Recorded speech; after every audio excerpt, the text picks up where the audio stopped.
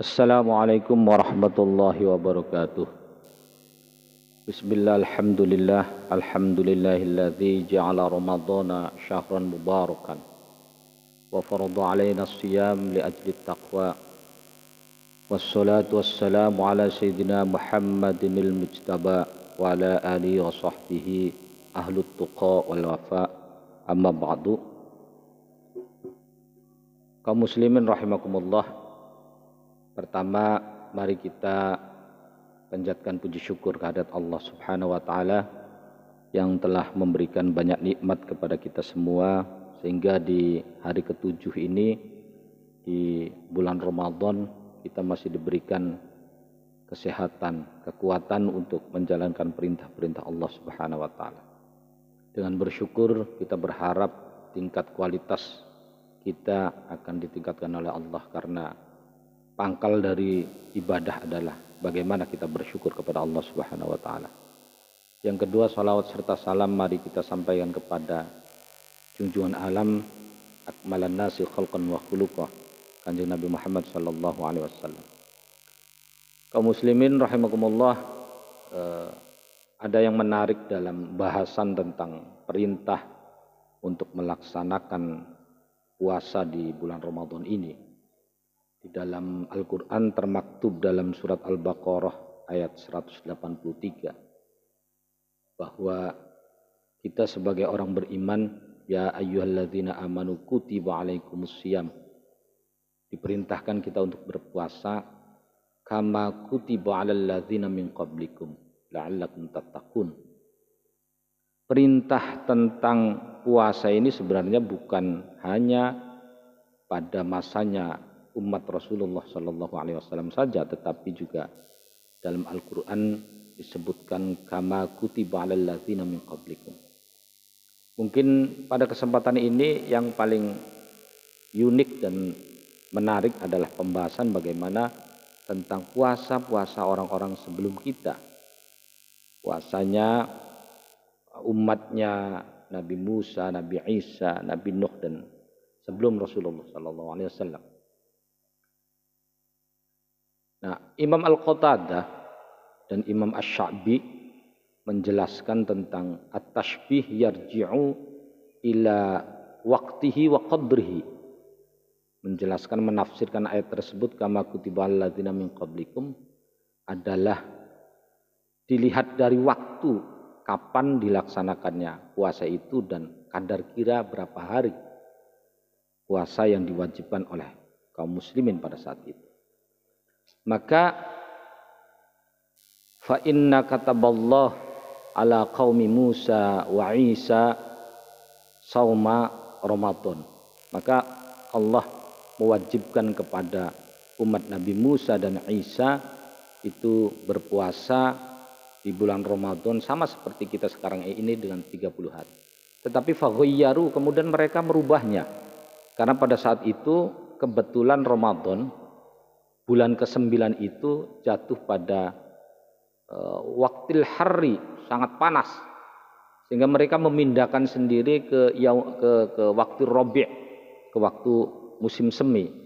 Nah, dari perpindahan ini mereka kemudian beropini sendiri harus ada kifarat dengan menambah 20 hari, sehingga mereka genap puasanya adalah khamsina, menjadi 50 hari. Kaum muslimin rahimakumullah, kemudian juga Imam Mujahid berpendapat bahwa kewajiban di dalam berpuasa bukan hanya pada masa kaumnya Nabi Musa dan Isa, dalam hal ini adalah Nasrani dan Yahudi, tetapi juga semua umat. Tetapi Imam Mujahid menggarisbawahi ini bukan pembahasan pada kaifiyah dan waktunya, tetapi beliau menjelaskan hanya fi aslil wujub, di dalam kewajiban untuk berpuasanya. Maka Imam Mujahid berpendapat juga kaumnya Nabi Nuh, Nabi yang lain-lainnya juga sama diwajibkan untuk berpuasa, tetapi dengan kaifiyah dan waktu wallahu alam, tidak begitu mendetail dan jelas. Kaum muslimin rahimakumullah, apa yang dilaksanakan oleh kita saat ini pun berpuasa itu tidak seperti halnya sahabat-sahabat pada awal-awal melaksanakan puasa.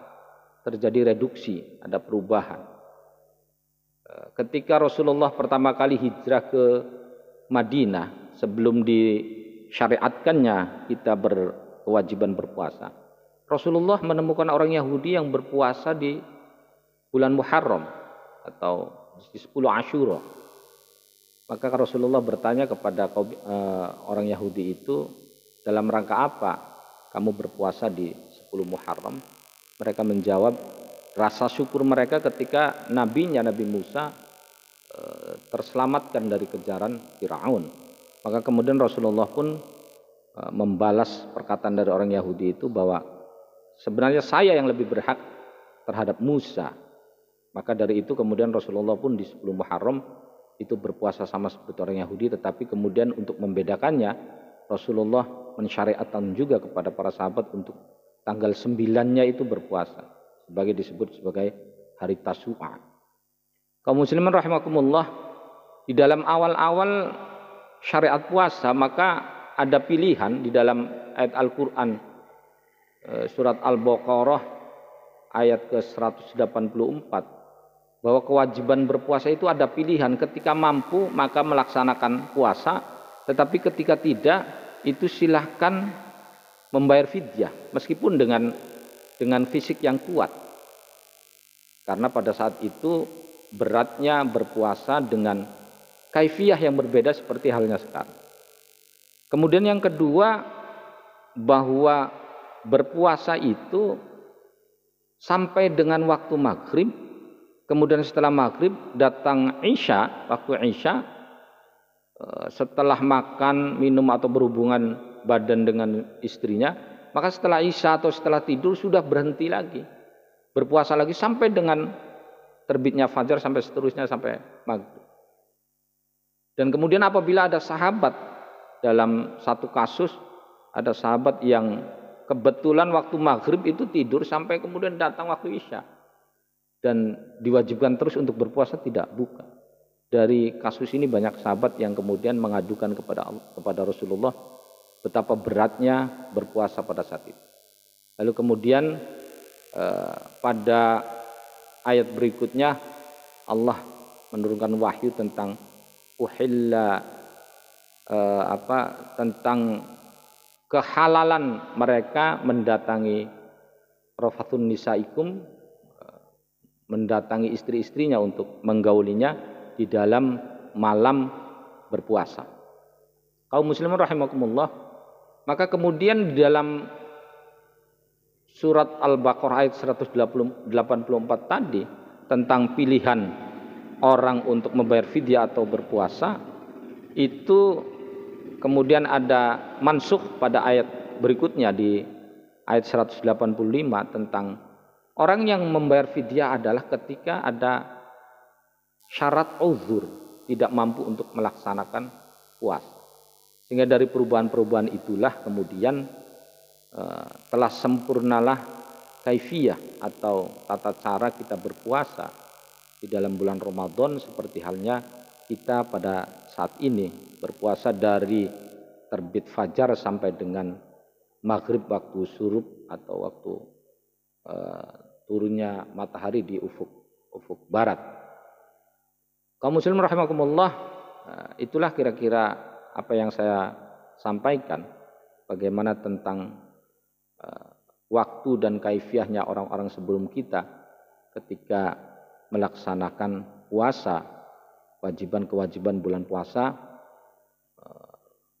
bahwa puasa yang diwajibkan sebelum adanya syariat di bulan Ramadan itu ada 10 Muharram, ada lagi Ayyamul Bid di awal-awal bulan, di awal setiap bulan, dan juga seperti puasa Daud, ada juga ketika seperti halnya Nabi Nuh yang terselamatkan bahterahnya, setelah itu beliau di bulan Muharram itu berpuasa.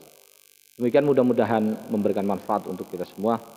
Wallahul muwaffiq ila aqwamit thoriq. Wassalamualaikum warahmatullahi wabarakatuh.